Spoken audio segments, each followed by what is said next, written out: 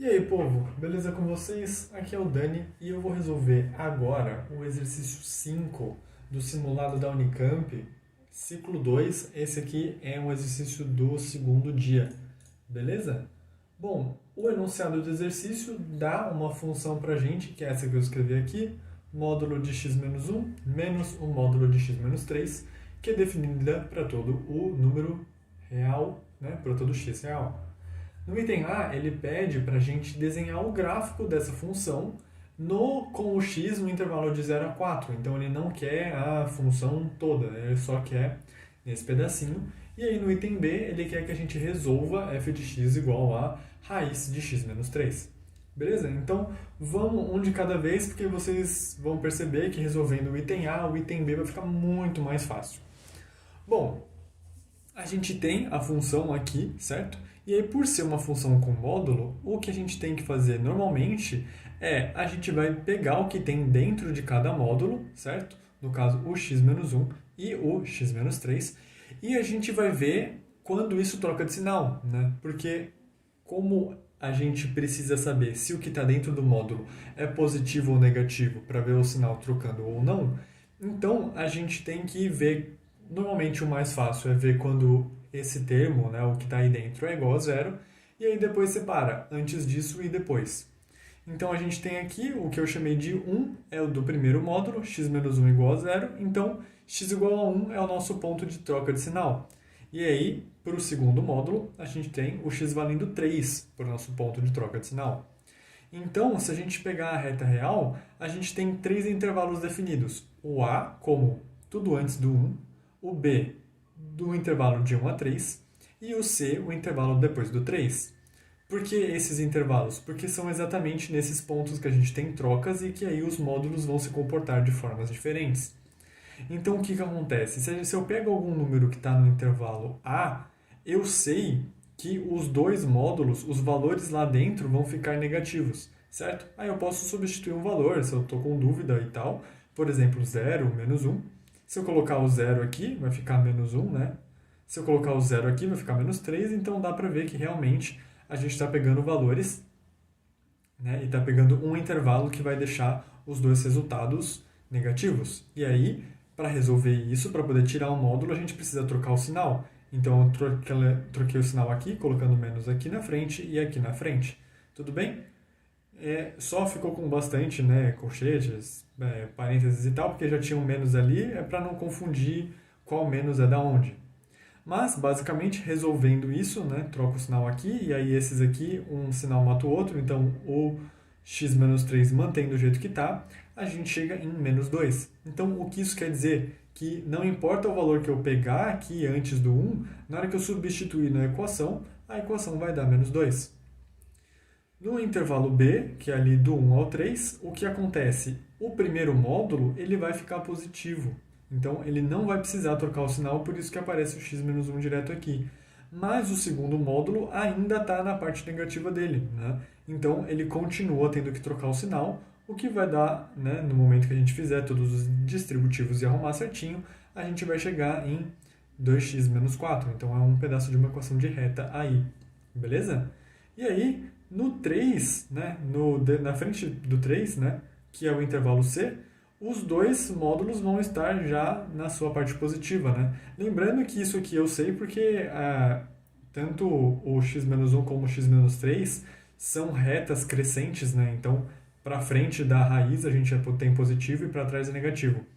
Então, aqui a gente vai ter direto, só tira o módulo, né? Tomando cuidado com o parênteses aqui, com o sinal do menos 3. Aí a gente tem um valor interessante que é 2 para sempre. Então, qualquer valor que eu pegar, né, de 3 para frente, a gente tem 2 no resultado dessa função. Então, ele pediu para a gente esboçar o gráfico. A gente sabe que para qualquer coisa antes do 1, a gente tem o valor dando menos 2, certo? Mas como a gente tinha que parar no zero, a gente fica aqui, encostando no eixo só. E aí a gente tem a parte do 2x menos 4, que obviamente vai, né, do menos 2 até o 2, já que a gente sabe que tem que ser o 2 aqui, e essa função não vai ter nada quebrado nem tal. A gente também podia testar, né, os pontos aqui, se colocar o 1 aqui realmente dá menos 2, e se colocar o 3 aqui realmente dá 2. E aí, do 3 para frente, a gente vai ter tudo valendo 2 aqui no eixo Y, mas a gente também para no 4 porque o exercício pediu para a gente ir só do 0 ao 4. Certo? Então, esse é o gráfico da função, ele fica com essa carinha. E aí é interessante, né? Porque a gente tem valores negativos no módulo. Por quê? Porque, na verdade, a gente está fazendo uma subtração de módulos. Então, ficou que o módulo de trás era maior do que o módulo da frente. Por isso que a gente tem valores negativos, né? O que acontece? Se não tivesse essa parte aqui da frente, né? Fosse só menos o módulo, ele ia ser inteiro negativo. Então, é um negócio interessante que não é porque um gráfico tem módulos que ele vai ficar para cima o tempo todo. Tudo bem? Bom, eu vou levantar a folha aqui porque a gente tem que ver o item B, que dá para ver que a resolução dele ficou bem curtinha. O que acontece? A gente quer a função igual a raiz de x menos 3. Só que a gente tem uma condição de existência para x menos 3, né, para essa raiz. O x menos 3 tem que ser maior ou igual a zero, porque senão eu nem posso fazer esse tipo de conta. Senão eu vou estar tendo raiz de número negativo, que vai cair em imaginário e vai virar uma bagunça. Então, para a gente ficar, né, com o x real aqui, né, a gente precisa do x maior ou igual a 3. Mas lembrem-se, se a gente está nesse intervalo, né, que é o intervalo C, aqui na reta real que eu tinha desenhado, certo? Se a gente está na frente do 3, né, do 3 para frente, a gente está no intervalo C, que a função dá sempre 2. Então, na verdade, a gente sabe que a função aqui vai ser 2 o tempo todo, então a gente tem que resolver somente raiz de x menos 3 igual a 2. Que aí eleva os dois lados ao quadrado para matar a raiz aqui. Então, o 3 passa somando no 2 ao quadrado, né, o 4, a gente chega em x igual a 7. Tudo bem? No geral, quando a gente eleva coisas, raízes ao quadrado, né, alguma coisa que tem raiz, ele entra com um módulo. Mas a gente não vai querer o resultado negativo porque ele vai estar para trás aqui do 3 e aí não interessa. Tudo bem? Também pela condição de existência do que a gente tinha inicialmente. Então, a resposta para a gente final aqui é o x valendo 7, para poder isso aqui acontecer. Tudo bem? Então, fazendo aquele resumão, né? Quando a gente tem problemas com módulos, a gente sempre pega o que está dentro do módulo para poder separar na reta real e ver os intervalos que a gente tem. E aí a gente separa os intervalos e vê qual é a função, ou qual a cara da função para cada intervalo que a gente tem. E aí desenha o gráfico, né, que é o caso desse exercício. E depois, para o item B aqui, sabendo que a função ia ficar constante no 2, a gente só coloca o que ele pediu, né, para igualado a 2, para poder resolver. Isso porque a gente tinha certeza que, segundo a condição de existência, ele ia cair nesse caso específico de valer somente 2. Beleza?